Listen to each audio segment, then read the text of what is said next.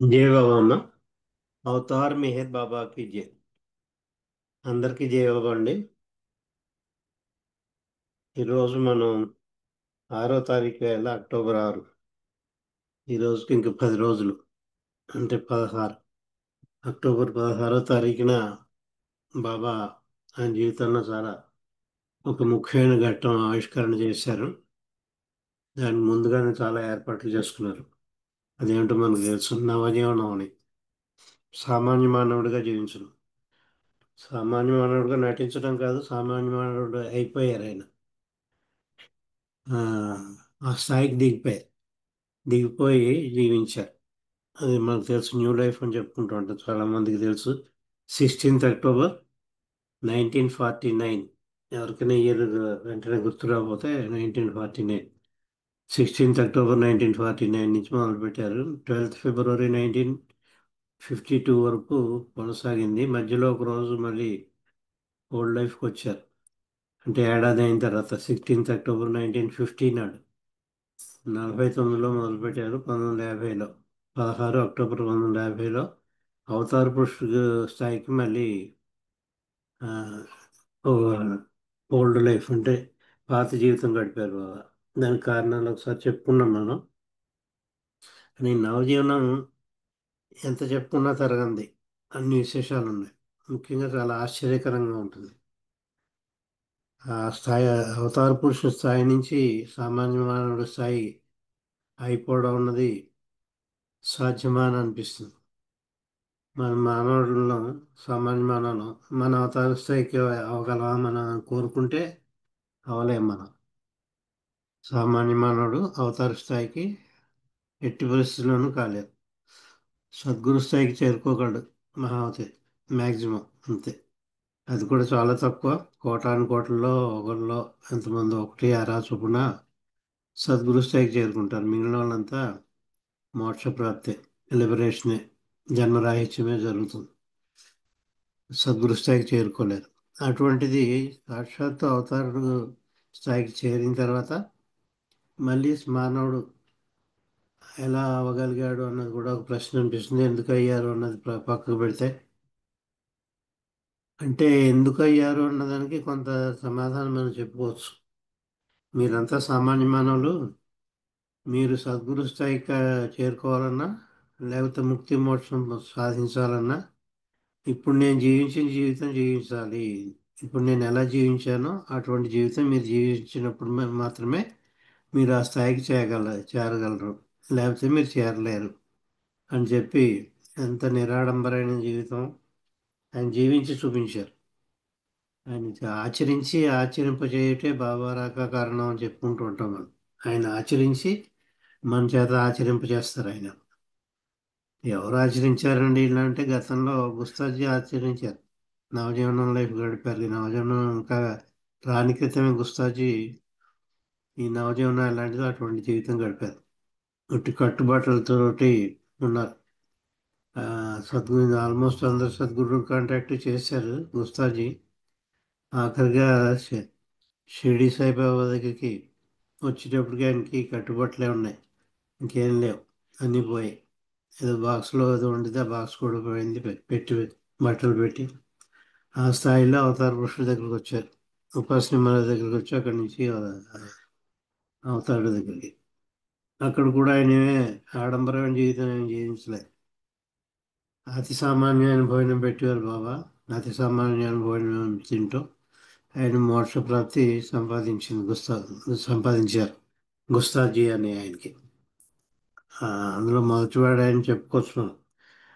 చేత అటువంటి జీవితం మీరు కూడా జీవించాలని మనకి ఎలా సాధ్యం బాబా, అసాధ్యం కదా అని మనం అనిపోతామేమో అని, నేను జీవించి పెడతాను, మీలో అయిపోతాను మీ స్థాయికి అని చెప్పి ఆయన జీవించి చూపించారు. నాతో కూడా నండి అని కూడా కొంతమందిని ఇచ్చేస్తే ఆఖరికి 200 నుంచి 20 మందిని మాత్రమే సెలెక్ట్ చేసుకున్నారు. 200 బైచర్లుగా పేర్లు ఇచ్చిన, సంసిద్ధత చూపించినా కూడా 200 మంది వెళ్ళకుండా 20 మంది. అందులో అడుగు పెట్టిన తర్వాత కూడా అన్ని ఆశ్చర్యకరమైన విషయాలే. ఆయన ఫెయిల్ అయిపోయారు. 1 సంవత్సరం పాటు తప్పులు చేశారు. అది నేను ఆ జీవనం జీవించడంలో నేను జీ విఫలమయ్యాను. నేను రెండు మూడు తప్పులు చేశాను. చేత నేను ఆచరించలేకపోయానని ఒప్పుకుంటూ దాని ప్రాయశ్చిత్తంగా మళ్ళీ భగవంతుణ్ణి వేడిస్తే భగవంతుడు మళ్ళీ నువ్వు కొనసాగించు అని చెప్పి మెసేజ్ పంపించారు భగవంతుడు. ఇప్పుడు 16 అక్టోబర్ 50లో ఇలా చెప్పుకుంటూ పోతే అసలు ఇంకా నవజీవనం గురించి అంత ఉండదు, అన్ని విశేషాలు ఉన్నాయి. ఇక్కడ ఇంకో విశేషం ఏంటంటే భిక్షాటన చేయడానికి ముందర ఇక్కడ వారణాసిలో ఇక్కడ ఇద్దరు డాక్టర్స్ ఉన్నారు. ఆ ఇద్దరు డాక్టర్స్ని తగులుపడ్డారు. ఈ 21 మంది వీళ్ళు బాబాతో సహా 21 మంది, 21 మందికి ఒక నెలలు భోజనం పెట్టడానికి వాళ్ళు ఒప్పుకున్నారు. ఏదో ఎవరి ద్వారా అడిగించారో అలాగ మొత్తానికి వాళ్ళు దాచిపెట్టారు, వాళ్ళు ఒప్పుకున్నారు భోజనం పెట్టడానికి. ఆ భోజనం పెట్టడంలో ఈ విశేషాలు కొన్ని చేసుకున్నాం. పెట్టిన నాళ్ళు నెలలు పెట్టిన నాళ్ళు కూడా వాళ్ళని వేధిస్తూనే ఉన్నారు బాబా. ఒకసారి వేడిగా లేదని ఉట్టి అన్నమును పప్పే పెట్టారు, కూరలు లేవని, కూరలో వేస్తూ ఉప్పు తక్కువైందని ఎక్కువైందను. ఎందుకు అలా సాధించారో తెలియదు. మరి ఈయనవత ఈ సామాన్య మానవ స్థితిలోనే ఉన్నాడు, సద్గురువు కూడా కాదు, అవతార పురుషుడు కూడా కాదు. ఎందుకు వాళ్ళని ఇలా సతాయించాడు అన్న దానికి సమాధానం ఉండదు. అందుకే నవజీవనం ఎంత చెప్పినా తరగదని నేను అదే అంట. మన మనస్సుకి అందని విషయాలన్నీ నవజీవనంలో ఉన్నాయి. మొత్తం ఎంటైర్ లైఫ్లో బాబా జీవిత చరిత్రలో నేను ఎవరితోనే గోష్ఠి పెట్టుకుంటే నేను ఈ ప్రశ్నలన్నీ వేయగలను. వాళ్ళ దగ్గర నుంచి సమాధానాలు రావు. ఆయన భగవంతుడు కదా అని ఎవరైనా అంటే ఆయన భగవంతుడు కాదు, కాదు ఆయన భగవంతుడు కాదు. నవజీవనంలో భగవంతుడు కదా ఆయన చేత ఏదైనా చేయగలడు అంటే తప్పదు. ఆయన భగవంతుడు కాదు, ఆయన సామాన్య మానవుడే. ఇది అందులో ఏ సందేహం లేదు.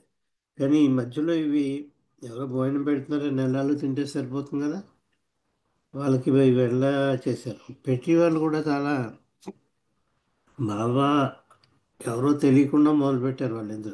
ఇద్దరు డాక్టర్స్, అందులో డాక్టర్ నాథ్, డాక్టర్ ఖేర్. అందులో వీరు మెహర్ బాబాని అని తెలియకపోవడమే. ఇప్పుడు వాళ్ళు భోజనం పెడుతోంది మెహర్ బాబాకి అని తెలియకపోవడమే. డాక్టర్ ఖేర్ డాక్టర్ ఖేర్ అనే ఆయన తన తల్లిదండ్రులను డాక్టర్ నాథ్ గారి ఇంట్లో ఈ బృందానికి వండి పెట్టాలి. ఎవరింట్లో వండి పెట్టాలి? నాథ్ గారి ఇంట్లో, డాక్టర్ నాథ్ ఇంట్లో వండి పెడతారు. వండేది ఎవరంటే ఇంకో డాక్టర్, ఆ ఖేర్ తల్లిదండ్రులు వండుతారు. ఇది విచిత్రమే. ఆ తల్లిదండ్రులు ఎక్కడున్నారు పోనీ, ఇక్కడ వారణాసిలో ఉన్నారా? లేరు. అప్పుడు వాళ్ళు ఆ, హమీర్పూర్లో ఉన్నారు. హమీర్పూర్ నుంచి తెప్పించాడు. అక్కడ ఉన్న తల్లిదండ్రుల్ని 21 మందికి భోజనం పెట్టడానికి వండడానికి అనమాట, వంటలు చేసి పెట్టడానికి.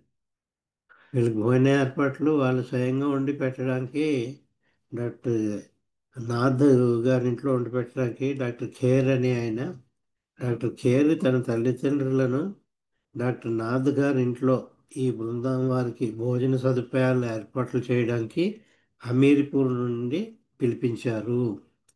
హమీర్పూర్లో ఉండి తల్లిదండ్రుల్ని ఈ ఈ డాక్టర్ ఖేర్ పిలిపించారు. ఎవరు ఇంట్లో ఉండాలి పని? వీళ్ళు వండి పెట్టడం డాక్టర్ ఖేర్ తల్లిదండ్రులు కదా, వాళ్ళ ఇంట్లోనే వండి పెట్టచ్చు కదా. వాళ్ళ ఇంట్లో కాదు, డాక్టర్ నాథ్ ఇంటికి వెళ్ళి అక్కడికి వెళ్ళి వండి పెట్టారు ప్రతిరోజు పొద్దున్న సాయంత్రం. అలాగా ఇవన్నీ విచిత్రమే. వీళ్ళిద్దరూ కలిసి భోజనం పెట్టడం, బృందం వారికి భోజన సదుపాయాలు ఏర్పాటు చేయుటకు హమీర్పూర్ నుంచి పిలిపించారు. బృందం వారి కొరకు వారు స్వయంగా 2 రోజులుగా వంట చేస్తున్నారు. 2 రోజులు అయింది, రెండు రోజులు గడిచింది. ఈ తల్లిదండ్రులు ఇద్దరు కూడా డాక్టర్ ఖేర్ యొక్క డాక్టర్ గారు ఖేర్ యొక్క తల్లిదండ్రులు వండి పెట్టడం మొదలుపెట్టారు. 2 రోజులైంది. వారు స్వయంగా 2 రోజులుగా వంట చేస్తున్నారు. అలా వారు వంట పనిని బాబా బృందానికి నిర్దేశింపబడిన భోజనం అని తెలియకనే ప్రారంభించారు. ఈ భోజనం ఎవరు తింటున్నారు అంటే మెహర్ బాబా బృందానికి అని తెలియట్లేదు ఆ 2 రోజులు కూడా వాళ్ళకి. ఎవరో ఒక సాధువులు, ఎవరో బాటసారులు అనుకోవచ్చు. పూర్వం పూర్వీకులు అలా ఉండేవారు. కాలినడకన పోయేవారు ఎంత దూరాన పుణ్యక్షేత్రాలు. అలాంటి యాత్రికుల్లో ఎవరో ఒక యాత్రికులు అనుకున్నారు తప్ప మెహర్ బాబా బృందం అని వీళ్ళకి తెలియదు. తెలియకుండానే వండి పెట్టారు 2 రోజులు కూడా. ఆ 2 రోజులు గడిచిన తర్వాత, కానీ ఫోటో చూసి బాబాని పోల్చుకొని గుర్తించిన తర్వాత, వాళ్ళు ఏదో ఫోటో చూశారు బాబా ఫోటోని. అది చూసి ఇది మెహర్ బాబాయ్ అని చెప్పి గుర్తుపట్టారు వాళ్ళు. గుర్తించిన తర్వాత డాక్టర్ నాథ్, డాక్టర్ ఖేరు, ఆయన తల్లిదండ్రులు, ఈ ముగ్గురు కూడా. ఎవరెవరు? ఇద్దరు డాక్టర్ల పేరు డాక్టర్ నాథ్, డాక్టర్ ఖేరు. ఈ ఖేర్ యొక్క తల్లిదండ్రులు. ఈ వీళ్ళెవరు కూడా ఆ విషయాన్ని బయటికి పొక్కనేయకుండా, అంటే ఏ విషయం, ఈ వచ్చిన బృందంకి అధినాయకుడేమో, అధినాయకుడు అనకూడదు, బాగా ఒప్పుకోలేదు అధినాయకుడు అనడానికి. ఆ బృందంలో ఒకరు ఒక ఆయన అని చెప్పుకోవచ్చు, లీడర్ అని ఏదో చెప్పుకుందాం. ఆయన మెహర్ బాబా అని. ఆయన చుట్టూ ఉన్న 20 మంది కూడా ఆయన శిష్యవర్గం అని చెప్పి తెలిసింది. తెలిసినా కూడా ఈ విషయం మెహర్ బాబాకు తెలిస్తే ఇంక వీళ్ళ దగ్గర నుంచి భోజనం స్వీకరించడం మానేస్తాడని చెప్పి తెలిసి కూడా తెలియనట్టు నటించారు వాళ్ళు. ఇది చిత్రమే. అంటే ఎక్కడ వద్దు ఇంకా మీ దగ్గర మేము భోజనం స్వీకరించడం వెళ్ళిపోతున్నాం అని చెప్పి వెళ్ళిపోతాడేమో అని చెప్పి తెలిసాక వీళ్ళకి అంత అవసరం ఏమొచ్చిందండి. ముందు తెలియని క్రితమే మొదలు ఒప్పుకున్నారు భోజనం పెట్టడానికి. ఏదో పీరియడ్ కూడా ఉంది, నెలల్లో అంత. బాబా మెహర్ బాబా అని తెలియకుండానే ఒప్పుకున్నారు. తెలిసాక పోనీ బాబా దగ్గరికి వెళ్ళి దర్శనం తీసుకుని మాట్లాడి ఏమైనా చేద్దామంటే, అది తెలిస్తేనేమో ఈయన ఎక్కడ మానేస్తాడు. మీరు మాకు చేయక్కర్లేదు, నేను వెళ్ళిపోతున్నాను, నేను తెలిసిపోయింది మీకు, మేము బా మా బృందానికి తెలియకూడదు. ఏదో అజ్ఞాతవాసం అరణ్యవాసం అని చెప్పి రెండు ఉంది, గడిపారు పాండవులు. అజ్ఞాతవాసం అంటే వాళ్ళు ఫలానా అని ఎవరికి తెలియకుండా గుప్తంగా సీక్రెట్గా జీవించాలి. అరణ్యవాసం అంటే వాళ్ళు ఎవరో తెలియచ్చు కానీ వాళ్ళు అరణ్యాల్లో ఉండాలి. మనుషులు నివసించే చోటు కాకుండా అరణ్యంలో తిరగాలి. అది అజ్ఞాతవాసం అరణ్యవాసం లాగా ఈయన కూడా అలాగా అజ్ఞాతవాసంలో ఉన్నాడు. తానెవరో ఎవరికి తెలియకుండా. అంచేత ఆ ఫోటో చూసి బాబాని పోల్చుని గుర్తించిన తర్వాత కూడా డాక్టర్ నాథ్ మరియు డాక్టర్ ఖేరు మరియు ఖేర్ యొక్క తల్లిదండ్రులు కూడా ఆ విషయాన్ని ఆయనకు బయటికి పొక్కనీయకుండా, శిష్యుల వద్ద కూడా పడకుండా జాగ్రత్త వహించి గుంభనంగా అంటే సీక్రెట్గా అండ్ గోప్యంగా ఎవరికి తెలియకుండా ఉండిపోయారు. బృందం బృంద నాయకుడు గురించి ఏమీ ఎరగనట్లే నటించారు. ఈ బృందం వారు ఆయన శిష్యులని, బృందం యొక్క నాయకుడు మెహర్ బాబా అని వాళ్ళకి తెలిసినప్పటికీ కూడా తెలియనట్లే నటించి భోజనం ఆ, వండి పెట్టడం మొదలుపెట్టారు. ఇంకా అక్కడి నుంచి ఈయన ఒక్కొక్క రోజునే పంపిస్తూ ఉంటే వాటి కామెంట్స్ ఎలా చేసేవారో మనం ఒకసారి వినండి. ఎలా చేసేవారు వారి భావనలో, ఒకవేళ బృందం వివరాలకి కనుక తమకు గ్రహించినట్లు బయటపడితే ఇక ఆ పరిస్థితులు అలా ఉండవని భయపడి అంత గోప్యంగా ఉండిపోయారు. అలా వారు గ్రహించినట్లు బయటపడితే బృందం వారు వెళ్ళిపోతారేమోనని భయపడి, అంచేత వాళ్ళకి మెహర్బా బృందం వాళ్ళు వీరు అన్న విషయం వాళ్ళకి తెలిసినట్టు ఆ బృందం వారికి తెలియకుండా గోప్యంగా సీక్రెట్గా వాళ్ళలో వాళ్ళు ఉంచేసుకుని వాళ్ళు గుండు పెట్టడం మొదలెట్టారు. అందుకని ఇలా దాగుడు మూతలు ఆడారు వాళ్ళు. అంటే తెలిసి కూడా తెలియనట్టు నటించారు. అలా రోజులు గడుస్తున్నాయి. 3 రోజులైంది. నాన్నగారి ఇంటి నుండి వంట చేయించి తన మనిషి ద్వారా, మరి వాళ్ళు తీసుకురాకూడదు, ఇంకో మనిషి ద్వారా నాతి ఇమ్మిలి, అంటే వీళ్ళు బస చేసిన ఆ గృహ ఆ ఏరియా, ఆ గృహం పేరు ఊరికి ఆరుబయట ఉంటుందన్నమాట. ఆ గృహం చాలా ఊళ్ళో ఉండదు, ఊరికి చాలా దూరం ఉంటుంది. ఇక అక్కడ మోసుకెళ్ళాలి భోజనం వండి హోటల్. నాతి ఇమ్మిలికి పంపుతున్నారు. రోజు వంట గురించి ఏదో ఒక కబురు పంపేవారు బాబా. ఈరోజు సామాన్యంగా ఉందని, అంత పెద్ద గొప్పగా లేదు, మోస్తరుగా ఉంది మీరు పంపించిన భోజనం, మీ వంటలు సామాన్యంగా ఉన్నాయని చెప్పి ఒక రోజుట. ఇన్నాళ్ళ నుండి రోజు పప్పు అన్నం మాత్రమే పంపిస్తున్నారు, ఈరోజు ఏదైనా కూర పంపించవచ్చు కదా అని ఓ రోజు. ఇన్ని రోజులు కూడా మీరు అన్నం పప్పు రెండే పంపిస్తున్నారు, అంచేత బాబా అంతే అదే తినేవారని వీళ్ళకి తెలుసు అని చేత కొన్ని రోజులు ఓ రోజులో అన్నంను కూర లేకుండా అన్నం పప్పే మాత్రం పంపించారు. రోజు అన్నమే పప్పే పంపిస్తున్నారు మీరు ఈ రోజు ఏదైనా కూర వండి పంపించవచ్చు కదా అని చెప్పి గౌరవించారు. కానీ ఇలా ఏదో ఒక వార్త ఆ తెచ్చిన వాళ్ళ చేత పంపిస్తూనే ఉన్నారు బాబా. రోజు పంపే ఆహారం ఎందుకు మార్చారని ఒక రోజున అడిగాడు. రోజు ఇలాగే ఉండేది కదా, ఈవేళ ఆహారం ఎందుకు మార్చేశారు, రోజు ఉన్నట్లేదే ఈవేళ అని చెప్పి ఒకరోజు ఏం మార్పు వచ్చిందో తెలియదు. ఆ మార్పు ఏది చిన్న మార్పు రాకపోయినా కూడా ఏదో వంక పెట్టాలని చెప్పి ఆ, ఇంకొకసారి అయితే పాపం బృందం వారు ముందుగా విధించిన షరతులకి అనుగుణంగా మాత్రమే వారు ఆహారం పంపుతున్నారు. ఎన్నో షరతులు పెట్టారు ఈ ఆహారం పంపించడానికి. వాళ్ళు కనిపించకూడదని ఎన్నో షరతులు, అవన్నీ ఆ షరతులు అనేది పాటిస్తున్నారు. దానికి అనుగుణంగానే పంపిస్తున్నారు. అయినప్పటికీ కూడా ప్రతిరోజు కూడా అనుకూలంగా కాకుండా ప్రతికూలంగా వ్యతిరేకంగానే అవును, ఏదో క్రిటిసైజ్ చేసి ఆ భోజనం గురించి వ్యతిరేకంగానే కబురు పంపించేవారు.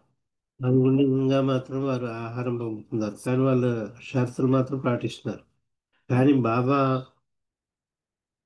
అదని ఇదని ఏదో వంక కబురు ఏదో వంక పెట్టి కబురు పెడుతూనే ఉన్నారు. ఒక్కోసారి మీ విష్ణు మాస్టర్ని పంపేవారు. విష్ణు మాస్టర్ని పంపి ఏదో కూరలో కారం ఎక్కువ వేయలేదనో తక్కువ వేసాను, ఉప్పు తక్కువను ఉప్పు ఎక్కువను ఏదో వంక పెట్టి ఆ, విష్ణు మాస్టర్ చేత కబురు పంపించారు.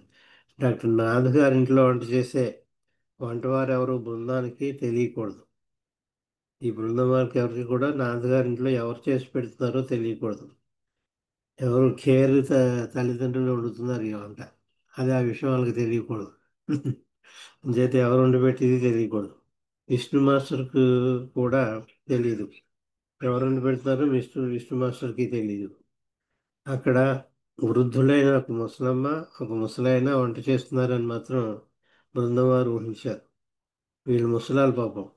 ఇక డాక్టర్ కేర్ దంపతులు న్యాచురల్గా ముసలాళ్ళే ఉంటారు వాళ్ళు. చేత ముసలాళ్ళ ఇద్దరు కూడా పోనీ వీళ్ళు ఏం పేరు ప్రఖ్యాతలు లేనివారు అంటే డాక్టర్ ఆయన ఏకంగా డాక్టర్ కేర్. ఇప్పుడు డాక్టర్లే పెద్ద గొప్ప, డాక్టర్ చదవడం ఎంబీబీఎస్ డాక్టర్ చాలా గొప్ప 49లో. వాళ్ళ తల్లిదండ్రులు తల్లి వాళ్ళ ముసలాళ్ళు ఈ విష్ణు మాస్టర్ వచ్చి చెప్పారు ఎవరు వండుతున్నారని చూసిరాని. అంటే ఎవరో తెలియదు మాకు, ఒక ముసలాడు వండుతున్నారని చెప్పి బాబాకు వచ్చి చెప్పాడు. విష్ణు మాస్టర్ కూడా తెలియదు. అక్కడ వృద్ధులైన ఒక ముసలాయన వంట చేస్తున్నారని మాత్రం బృందం వారు ఊహించారు. రోజు బాబా భోజన పదార్థాలపై ఏదో ఒక వ్యాఖ్యానం చేస్తూనే ఒక రోజున శిష్యులు ఇద్దరు బయలుదేరి వంటగదికి వెళ్ళి వంటశాల రుచులలో బృందనాయకుని వాంఛితం గురించి ఫిర్యాదు చేయబోయారు.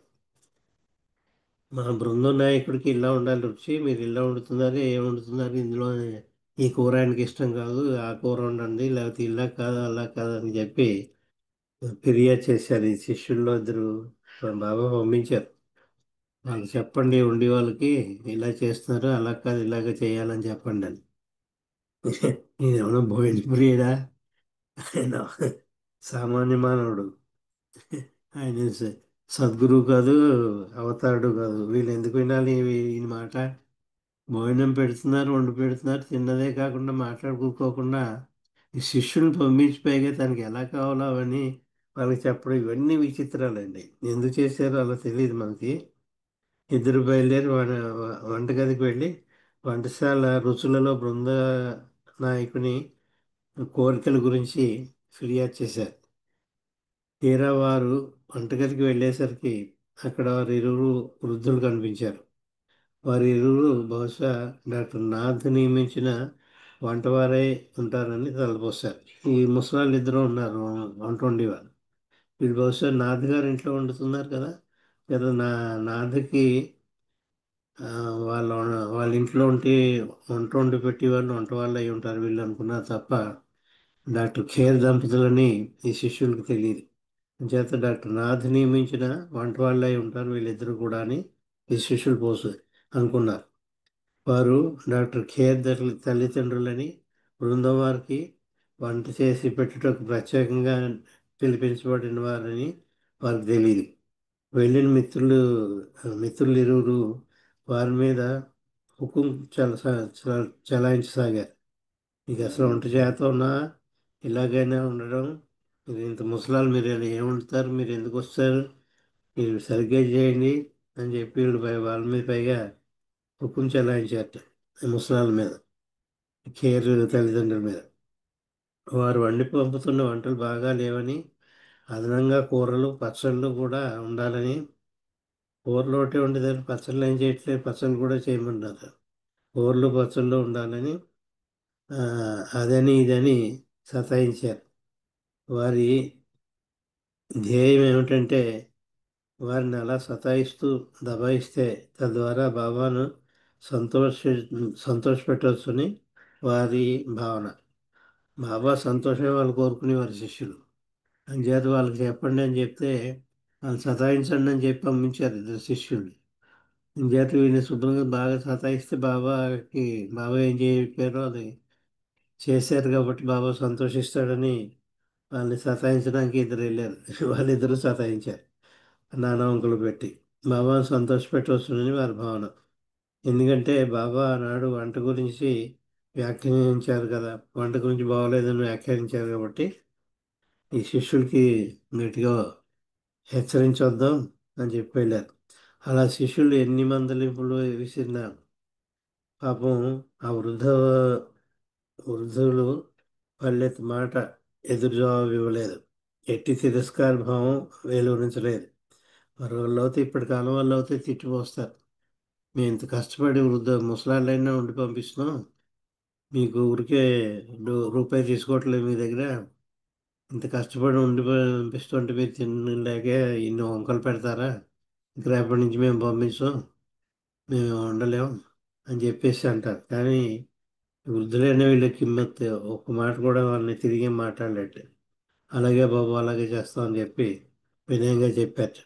పైపొచ్చు సాధారణంగా వారి వ్యాఖ్యలను స్వీకరించి ప్రేమతో వారి ఆదేశాలను పాటించడం మొదలుపెట్టారు. ఎలా చేయమన్నారో అలాగే చేద్దాం. వారు కోరిన విధంగా వంటకాలు మార్చి తయారు చేశారు. అయితే ఆ తర్వాత పాపం ఆ శిష్యులు, ఆ వృద్ధులు డాక్టర్ ఖేర్ తల్లిదండ్రులను తెలుసుకుని వారి వంక ముఖమెత్తి చూడలేకపోయారు. సిగ్గుతో తల వంచారు. వీళ్ళు తిట్టిన వాళ్ళు, అథారిటీ చెలాయించిన వాళ్ళు ముందర తెలియదు డాక్టర్ కేర్ దంపతులని.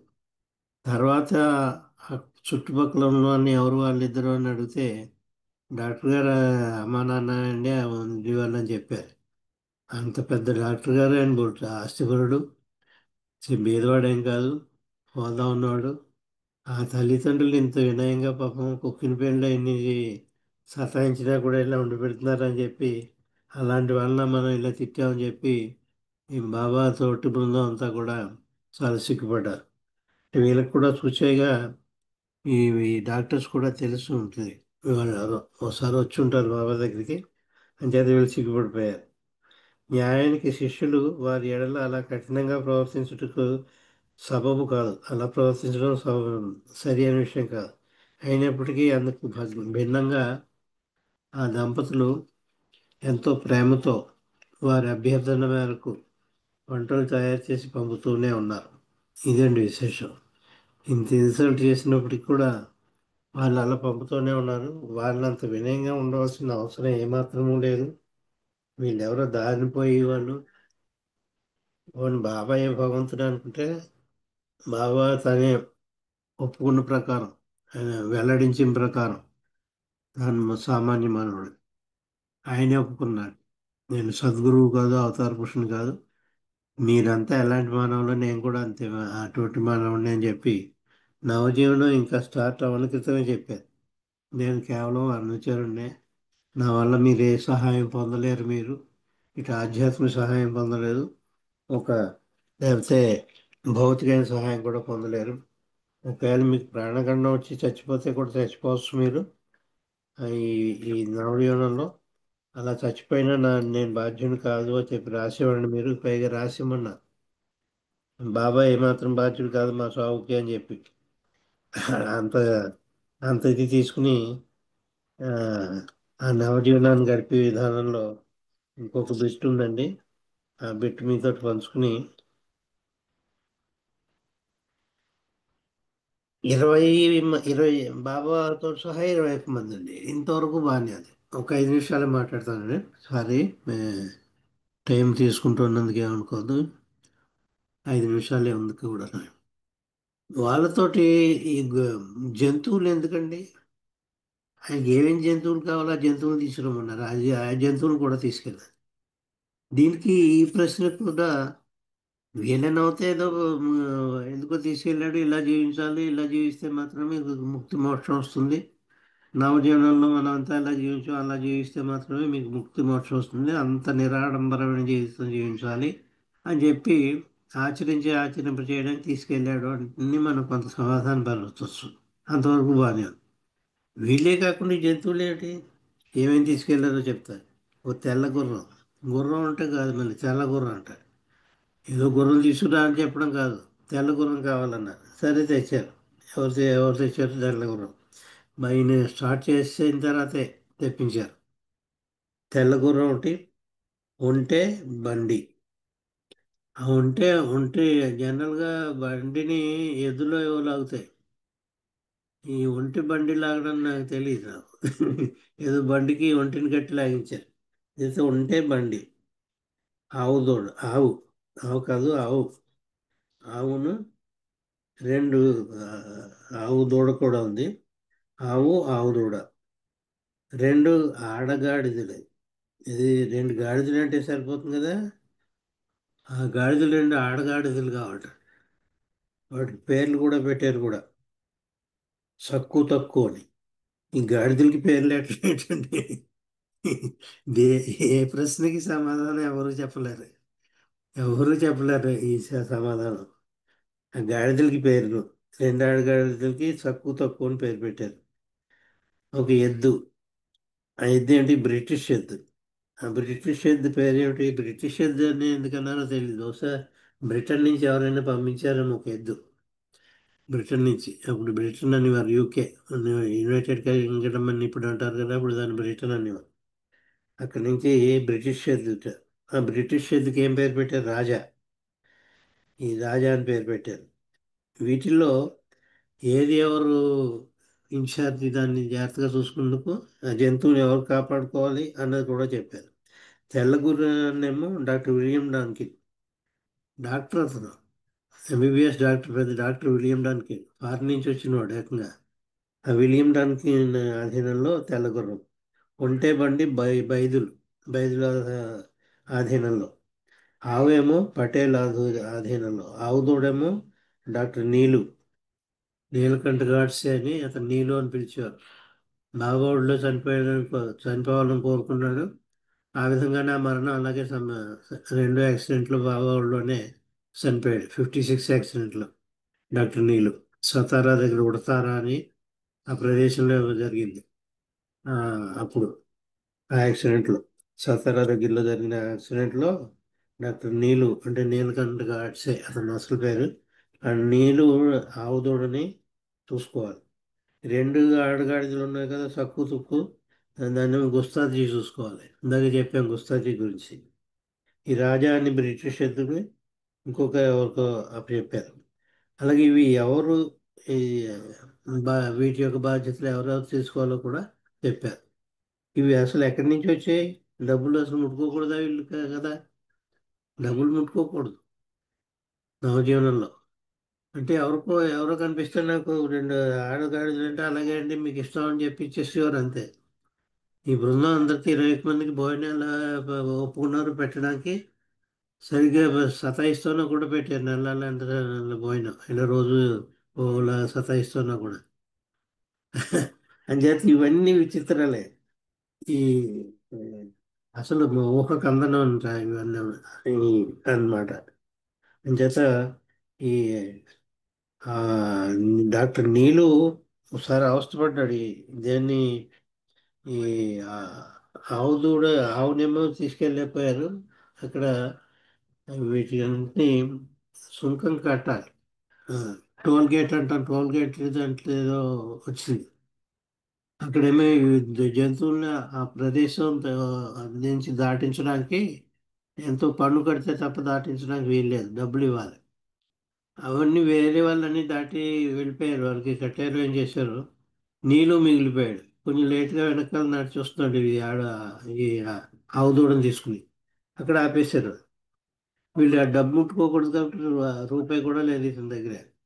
మేము వదలం ఈ ఆవు దూడని అని చెప్పి నానా పాటలు పెట్టారు. వాళ్ళ కాళ్ళు వేళ్ళు పట్టుకుని నానా తంటాలు పడి గొడవ పెడుతుంటే అప్పుడు దారికి పోయేవాడు ఎవడో వచ్చి, ఆయన వదిలేండి బాబు, ఆవు దూడ గురించి నేను ఇస్తాను ఆయన బదులు డబ్బు అని చెప్పి ఆ, కట్టవలసిన డబ్బు ఎంత దారికి పోయేవాడు ఎవడో కడితే అప్పుడు వదిలేరు నీళ్ళుని. అప్పుడు నీళ్ళు ఈ ఆవు దూడని తీసుకుని బయటపడ్డాడు. అది నానా అవస్థలు పడ్డాడు. డాక్టర్ అయి ఉండి నవజనంలో పాల్గొంటూ ఇన్ఛార్జి, ఈ ఆవు దూడకి ఇన్ఛార్జ్ అనమాట. ఆ అంశం ఇంకోసారి నాకు వీలుంటే నెక్స్ట్ మండేనే ఎప్పుడో ఇంకొన్ని విశేషాలతోటి నవజీవనం గురించి మేము ముందుకు వస్తాను. ఈవేళ తారీఖు 6 కాబట్టి 6, 7, 13, 13వ తారీఖు అవుతుంది. ఇంకా 13వ తారీఖు స్పీచ్ కొంచెం విషయాలు మీకు విచిత్రమైన అద్భుతమైన విషయాలు కూడా మా నవజీవనం గురించి పంచుకుంటాం, మీతో పంచుకుంటాను. ఈ అవకాశం ఇచ్చిన మెహర్ బాబాకి మీకు అందరికీ కూడా ధన్యవాదాలు చెప్పుకుంటూ, అవతార్ మెహర్ బాబాకి జై.